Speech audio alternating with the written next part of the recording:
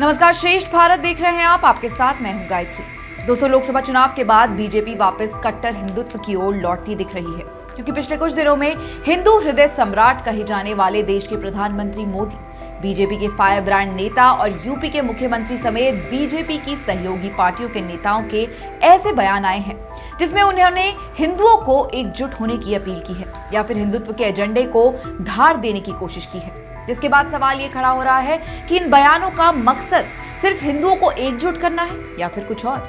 सबसे पहले हिंदुओं की एकजुटता को लेकर यूपी के मुख्यमंत्री योगी आदित्यनाथ ने बिगुल फूका। योगी का बटेंगे तो कटेंगे और एकजुट रहेंगे तो सुरक्षित रहेंगे वाला बयान तो आपको याद ही होगा। यूपी में दोनों उप मुख्यमंत्रियों केशव प्रसाद मौर्य और ब्रजेश पाठक के रवैये को लेकर बीजेपी की अंदरूनी राजनीति में उथल पुथल के बाद दिख रही शांति के पीछे भी गोरखपुर के मठ के महंत और यूपी के मुखिया योगी आदित्यनाथ का हिंदुत्व को लेकर आक्रामक अंदाज ही सबसे बड़ी वजह है।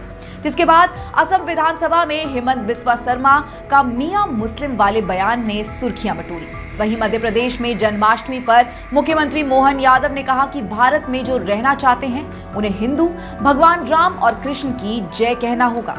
इसके बाद माना जाने लगा कि बीजेपी एक बार फिर से हिंदुत्व की राजनीति पर तेजी से लौट रही है। राष्ट्र से बढ़कर के कुछ नहीं हो सकता, कुछ नहीं हो सकता। और राष्ट्र तब सशक्त होगा जब हम एक रहेंगे, नेक रहेंगे, तभी नेक रहेंगे।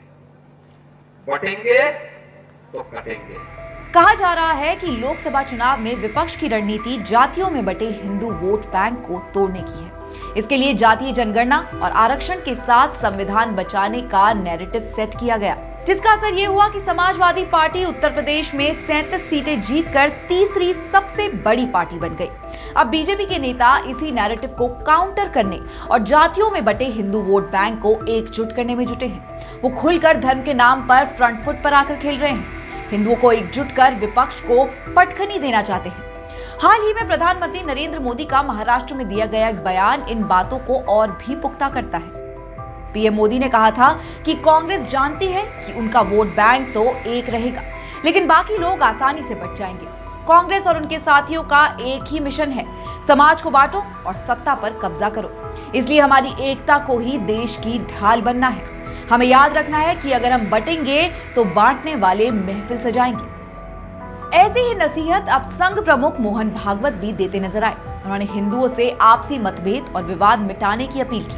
भागवत ने कहा कि भारत एक हिंदू राष्ट्र है और सुरक्षा के लिए हिंदू समाज का एकजुट होना जरूरी है। पर नहीं करना, क्योंकि हिंदू समाज को एक आदत है, वो ठेका दे देता है, भगवान बचाओ।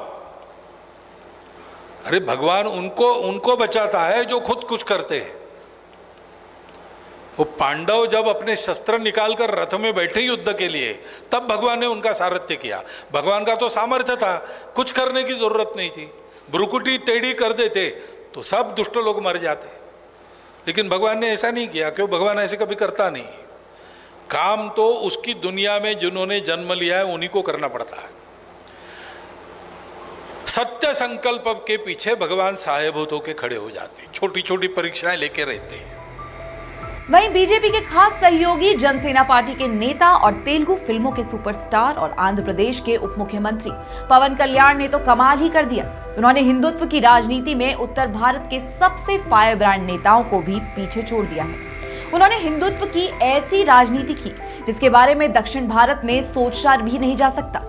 तिरुपति के लड्डू प्रसादम में जानवर की चर्बी और मछली का तेल मिलाए जाने का खुलासा होने के बाद पवन कल्याण ने पिछली सरकार और जगन मोहन रेड्डी के खिलाफ मोर्चा खोल दिया। पवन कल्याण की स्टैंड के बाद ये कहा जाने लगा कि पवन कल्याण का इस तरह से हिंदूवादी राजनीति करना दरअसल बीजेपी का ही गेम प्लान है। राजनीतिक गलियारों में सुगबुगाहट होने लगी कि बीजेपी ने पवन कल्याण को चंद्रबाबू नायडू को काउंटर करने और आंध्र प्रदेश में बीजेपी के लिए स्पेस बनाने की जिम्मेदारी सौंपी है। दरअसल लोकसभा चुनाव के नतीजे मन मुताबिक नहीं आने पर बीजेपी में एक बार फिर से अपने पुराने और ओके टेस्टेड फॉर्मूले यानी कि हिंदुत्व के मुद्दे पर राजनीति की कवायद साफ देखी जा रही है। बीजेपी शासित राज्यों के मुख्यमंत्रियों में हिंदुत्व की राजनीति का चेहरा बनने की होड़ सी लग गई है।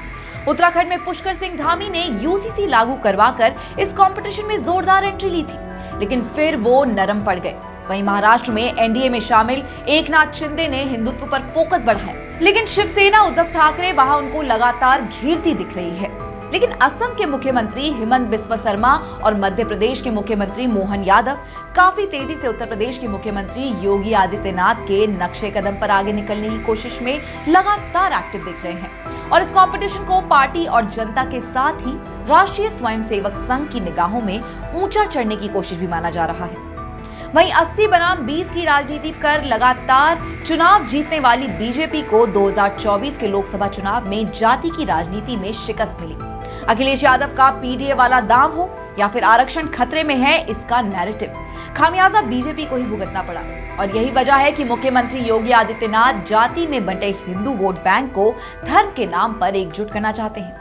अब ये देखना दिलचस्प होगा कि लोग जाति के नाम पर बीजेपी से छिटक गए थे, उन्हें अब धर्म के नाम पर, हिंदुत्व के नाम पर क्या बीजेपी एक साथ कर पाएगी। इस मामले में हम आपके पास और अपडेट्स लेकर आते रहेंगे। तब तक आप देखना ना भूलें श्रेष्ठ भारत। श्रेष्ठ भारत पर खबरों से जुड़े रहने के लिए चैनल को सब्सक्राइब और लाइक करें, बेल आइकन दबाएं और देखते रहें श्रेष्ठ भारत।